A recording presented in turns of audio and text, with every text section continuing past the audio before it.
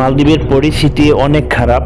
আপনারা যে কোম্পানিতে কাজ করেন সেই কোম্পানিতে আইডি কার্ড যেন ঠিক থাকে, আর যেই দোকানে কাজ করতেছেন এই দোকানের নামই যেন হয়। অন্য দোকানে যদি কাজ করতে যান অন্য মালিকের, তাহলে আপনাকে পুলিশে ধরে নিয়ে যাবে।